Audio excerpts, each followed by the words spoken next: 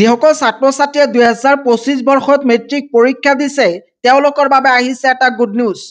ইতিমধ্যে অসমৰ শিক্ষামন্ত্ৰী ডক্টৰ ৰণোজ পেগুৱে সামাজিক মাধ্যমৰ জৰিয়তে তোমালোকৰ কাৰণে এই গুড নিউজটো শ্বেয়াৰ কৰিছে। এই বিষয়ে এইটো ভিডিঅ'ৰ জৰিয়তে বিতংকৈ আলোচনা কৰিব বিচাৰিছোঁ। গতিকে তোমালোকে যদি এই বিষয়ে জানিব বিচৰা তেতিয়াহ'লে স্কিপ নকৰাকৈ সম্পূৰ্ণ ভিডিঅ'টো চাবা, লগতে চেনেলটো ছাবস্ক্ৰাইব কৰি থৈ দিবা যাতে এনেকুৱা ধৰণৰ ইনফৰ্মেটিভ খবৰ সদায় লাভ কৰিব পাৰা। ইয়াতে অসমৰ শিক্ষামন্ত্ৰী ডক্টৰ ৰণোজ পেগুৱে লিখিছে 2025 বৰ্ষৰ মেট্ৰিক পৰীক্ষা উত্তীৰ্ণ যোগ্য শিক্ষাৰ্থীসকলৰ পৰা মুখ্যমন্ত্ৰীৰ বিজ্ঞান প্ৰতিভা সন্ধান আঁচনিৰ বাবে আবেদন আহ্বান কৰা হৈছে। সবিশেষ জানিবলৈ চাওক এই ৱেবছাইট। এই ৱেবছাইটৰ লিংক অসমৰ শিক্ষামন্ত্ৰী ডক্টৰ ৰণোজ পেগুৱে সামাজিক মাধ্যমত শ্বেয়াৰ কৰিছে আৰু এই ৱেবছাইটৰ জৰিয়তে ছাত্ৰ ছাত্ৰীসকলে এই আঁচনিৰ বাবে আবেদন কৰিব পাৰিব। এই আঁচনিৰ নামটো হৈছে মুখ্যমন্ত্ৰীৰ বিজ্ঞান প্ৰতিভা সন্ধান। এই আঁচনিত কোৱা হৈছে 2025 বৰ্ষত 10ম শ্ৰেণীৰ উত্তীৰ্ণ সৰ্বাধিক 40 গৰাকী শিক্ষাৰ্থীক নিৰ্বাচন কৰা হ'ব। যিসকল ছাত্ৰ ছাত্ৰীয়ে 2025 বৰ্ষত মেট্ৰিক পৰীক্ষা দিছে তাৰে ভিতৰত 40 গৰাকী ছাত্ৰ ছাত্ৰীক নিৰ্বাচন কৰা হ'ব আৰু এই 40 গৰাকী ছাত্ৰ ছাত্ৰীৰ মাজত 50% ছাত্ৰী থাকিব আৰু 50% ছাত্ৰ থাকিব। 2 নম্বৰ পইণ্টত কোৱা হৈছে শিক্ষাৰ্থীসকলক আগ্ৰহৰ ক্ষেত্ৰ অনুসৰি সৰু সৰু গোটত ভাগ কৰি ৰাজ্য তথা দেশৰ প্ৰখ্যাত প্ৰযুক্তিবিদ্যা প্ৰতিষ্ঠানলৈ এসপ্তাহৰ ফেলোশ্বিপ কেম্পৰ বাবে প্ৰেৰণ কৰা হ'ব।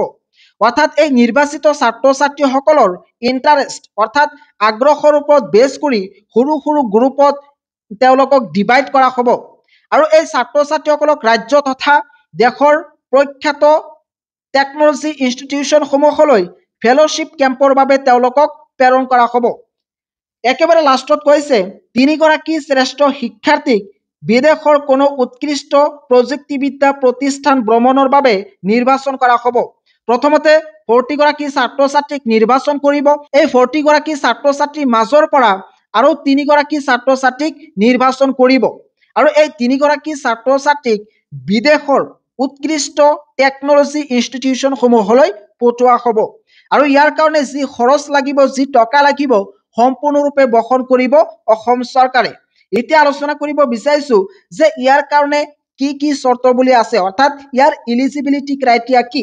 ইয়াতে কোৱা হৈছে যিসকল ছাত্ৰ ছাত্ৰীয়ে মেট্ৰিক পৰীক্ষাত 75% নাইবা ততোধিক নম্বৰলৈ উত্তীৰ্ণ হৈছে তেওঁলোকে ইয়াতে এপ্লাই কৰিব পাৰিব আৰু এই ছাত্ৰ ছাত্ৰীসকলে ক্লাছ 11ত তেওঁলোকৰ গণিত, পদাৰ্থ বিজ্ঞান, ৰসায়ন বিজ্ঞান, জীৱ বিজ্ঞান, পৰিসংখ্যা বিজ্ঞান নাইবা কম্পিউটাৰ বিজ্ঞান এনেকুৱা ধৰণৰ 3টা বিষয় তেওঁলোকৰ থাকিব লাগিব, তেতিয়াহে তেওঁলোকে ইয়াতে আবেদন কৰিব পাৰে।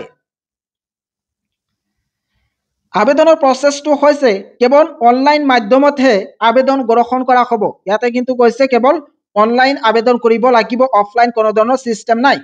আবেদন তথা সবিশেষ জানিবৰ বাবে এই ৱেবছাইট দিয়া হৈছে আৰু আবেদনৰ অন্তিম তাৰিখটো হৈছে 20 জুন 2025। গতিকে তোমালোকে যদি এই ফেলোশ্বিপ কেম্পৰ বাবে আবেদন কৰিব বিচৰা তেতিয়াহ'লে আবেদন কৰিব পাৰিবা। ইয়াতে যদি তোমালোকে চিলেক্ট হ'ব পাৰা তেতিয়াহ'লে তোমালোকৰ লাইফটো এক প্ৰকাৰে ছেট হ'ব। তোমালোকৰ কাৰণে সম্পূৰ্ণ খৰচ বহন কৰিব অসম চৰকাৰে। গতিকে এতিয়াই আবেদন কৰিব পাৰিবা।